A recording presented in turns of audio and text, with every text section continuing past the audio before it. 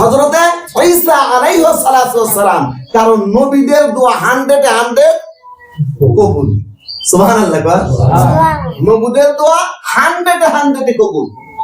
আর যিনি আল্লাহর পয়গম্বর হযরতে ঈসা আলাইহিস সালাতু ওয়াস সালাম, ওনার বাবা নাই, ওনার মা ছিলেন হযরতে মারিয়াম আলাইহিস সালাতু ওয়াস সালাম। কথা বলেন ঠিক না ঠিক? বাবা এবং মা ছাড়া এই পৃথিবীর মধ্যে দুইজন। কয়জন? কথা বলেন কয়জন? যার বাবাও নাই মাও নাই, এমন পৃথিবীর মধ্যে ছিল দুইজন। একজন আমাদের আদি পিতা হযরতে আদম আলাইহিস সালাতু ওয়াস সালাম, এবং আদি পিতা থেকে তেনার বাম পাজরের হাত থেকে আমার আল্লাহ সৃষ্টি করেছে আমাদের আম্মা জান হাওয়া আলাইহিস সালাতু ওয়াস সালাম। এবং বাবা ছাড়া পিতা এই দুনিয়ার মধ্যে হলো শুধুমাত্র আমাদের পয়গম্বর হযরতে ঈসা আলাইহিস সালাতু ওয়াস সালাম। সুবহানাল্লাহ। আল্লাহ তাআলার নিদর্শন, আল্লাহ সব কিছুই পারে, এমন কিছু নাই যে আমার আল্লাহ পারে না।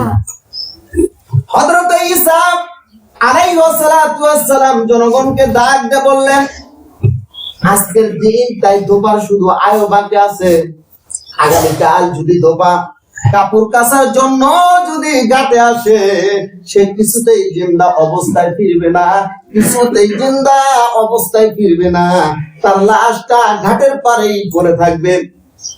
জনসাধারণ নিশ্চিত হয়ে গেল আল্লাহর পয়গম্বর যার জ্বালাতন আমাদের আর সহ্য হয় না, তার জন্য বদদোয়া করেছে আল্লাহর নবী হযরতে ঈসা আলাইহিস সালাতু ওয়াস সালাম, অবশ্যই আমার আল্লাহ তাকে মৃত্যু দিয়ে দিবে।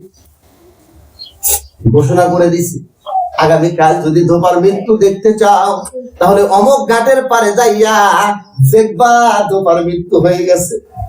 দোয়া করছে আমার আল্লাহর নবী। পরের দিন সকাল সকালে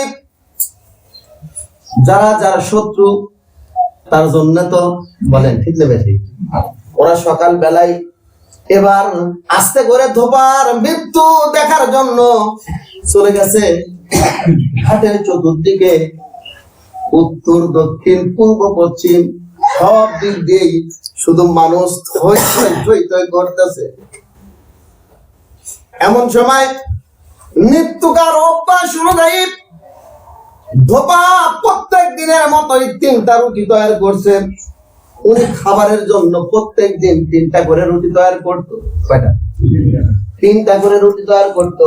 ওই দিনও তিনি 3টা রুটি তৈরি করছেন।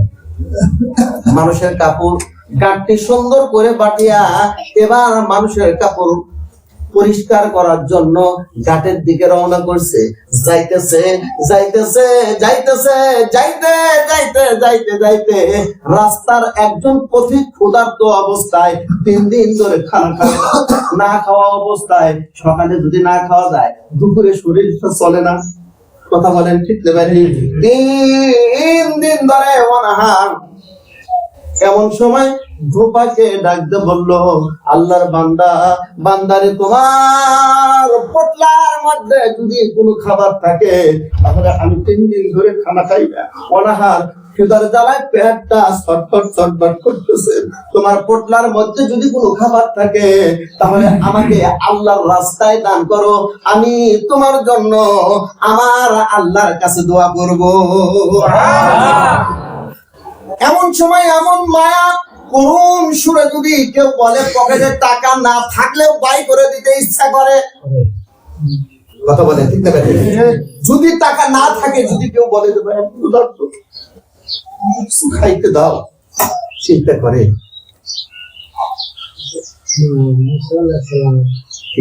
না।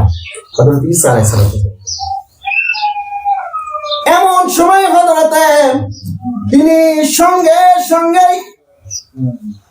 যখন রওনা করছে, রওনা করার পর পথের মধ্যে একজন ব্যক্তি ওই কথা যখন বলছে, বলার সাথে সাথেই এমন সময় তিনি 1টা রুটি বের করে দিছে। একটা রুটি ছিল কয়টা? কথা বলেন কয়টা? আওয়াজ দিয়ে কথা বলেন, কয়টা রুটি ছিল? তিনটা রুটি ছিল। একটা রুটি যখন ভিক্ষুককে যখন ধোপা দিয়ে দিছে, দেওয়ার সাথে সাথেই এবার ভিক্ষুক একটা রুটি নিয়ে আল্লাহর কাছে দোয়া করতেছে, গফারাল্লাহু লাকা মা তাকদ্দামা মিন যামবিকা ওয়া তাহহারা কলবাক। আল্লাহ তাআলা তোমার অতীত জীবনের সমস্ত গুনাহগুলো মাফ করুক এবং তোমার কল্ব, তোমার অন্তরকে আমার আল্লাহ পরিষ্কার করে দে। সুবহানাল্লাহ দোয়া করছে, গফারাল্লাহু লাকা মা তাকদ্দামা